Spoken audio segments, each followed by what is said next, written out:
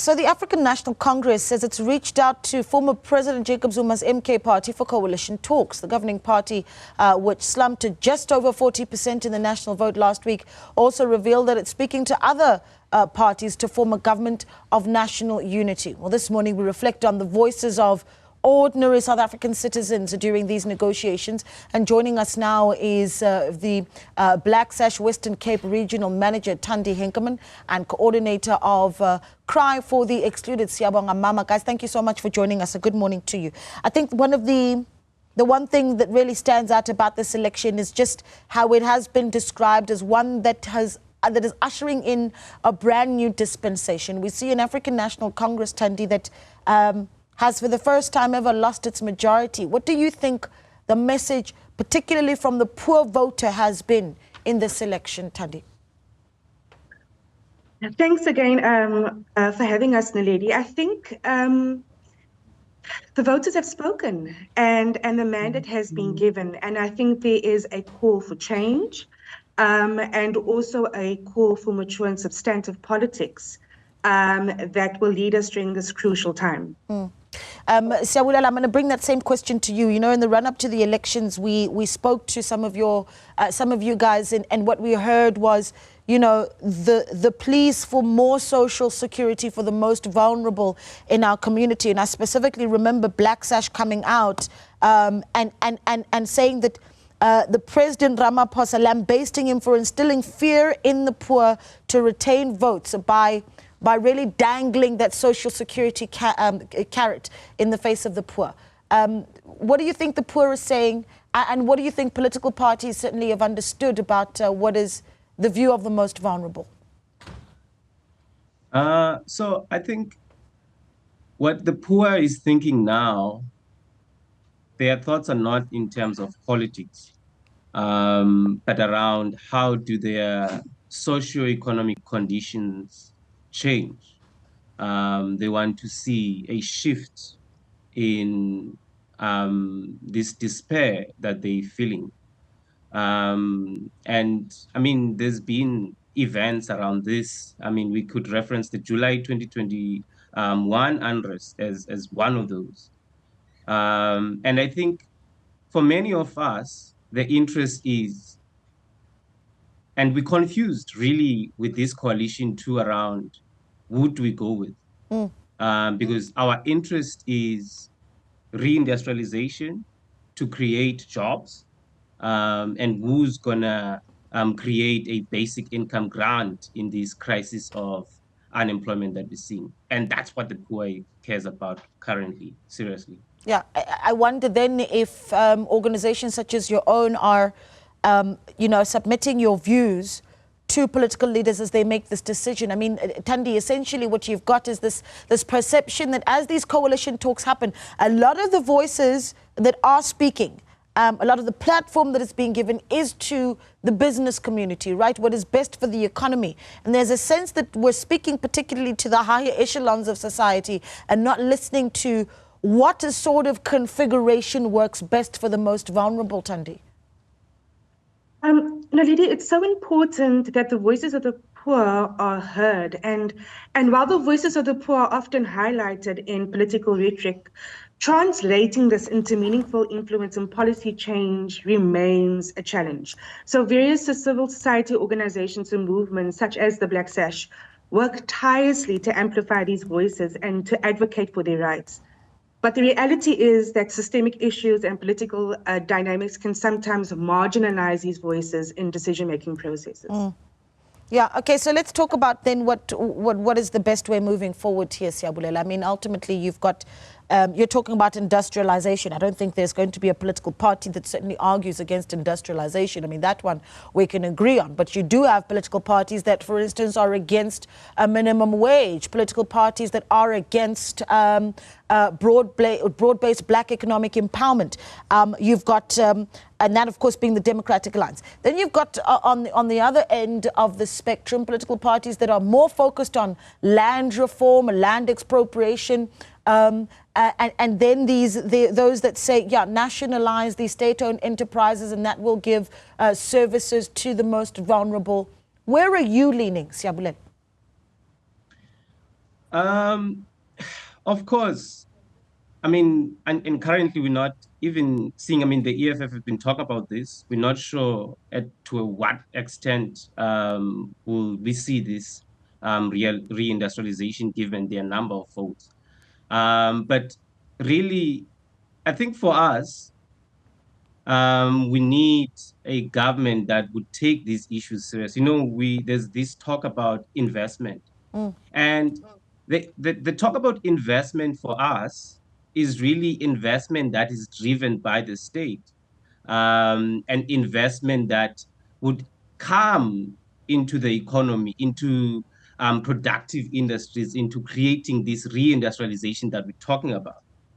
And that's the investment that we need, not this abstract financialized investment. And really, should either whether we go with the DA, ANC goes with the DA and would regress benefits such as the national minimum wage. It means something for us, and this is what we're talking about. That should that happen, then we'll see more of the July unrest, and maybe a DA ANC coalition is what we need, so that we have more serious revolutionary unrest where the poor gets up and fight for what is needed and the shift in their conditions as well. Unfortunately, though, as a result of the July unrest, you had communities that for weeks on end couldn't access basic services because their malls had been pummeled. So let's talk about a direction, if possible, that leads to, in your view, the poor not needing to see this proverbial uprise that you're talking about, Siyabonga. Yeah, look, we're seeing that already through austerity. We're seeing that basic services and service delivery is not really getting to people. And this is mainly also around how municipalities are set up through the municipal finance model, right? And we need to start having these conversations around then how do we then make these shifts? Who then speaks for the poor? And until we get to that point, that the poor gets up onto their feet and fight for the shift in their conditions, it's where we'll start seeing political parties that talk and listen to the needs of the poor. Okay, let me ask you this, Siyabonga. I'm going to stay with you because you're quite forthcoming here. You've got the SACP, for instance, that says it speaks for the working class, saying that the ANC shouldn't work with the Democratic Alliance, it shouldn't work with the MK Party, saying that the MK Party represents corruption and factionalism and such. Meanwhile, the DA is speaking for what they call the bourgeoisie class, right? What then is the configuration that will lead to stability? So are you able to build a model for us of where you would want to see the political party that is the African National Congress, if at all, speak to? I think, for example, what the EFF talks about, and to a certain extent, by the way, the NK Party around issues of land and land redistribution. Whether that's not political talk and whether there's political will to do that is another question, right? But I think for us, what's mainly important, really, and I don't think this would happen under a ANC-DA coalition, the stop in austerity. Inflation targeting, that doesn't really make sense. And an introduction of a basic income grant, a serious way into taxing the rich, a serious issue of thing around how do we fight and how do we increase corporate taxes? Yeah. And people who would take this and move this forward is people that we would support. Do these people exist? We will see. Yeah. But whether or not this happens, I think direct actions, direct campaigning, and the poor fighting for their conditions to shift is what will also help in assisting Okay.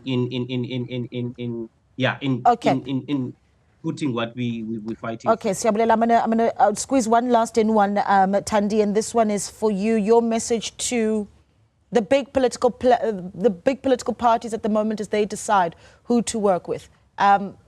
I mean, ultimately, you've got millions of South Africans that took to the polls last week, and these are votes that they essentially gave to these political parties that are now being used to decide who goes where, right? So, top of mind for political parties. Mm-hmm.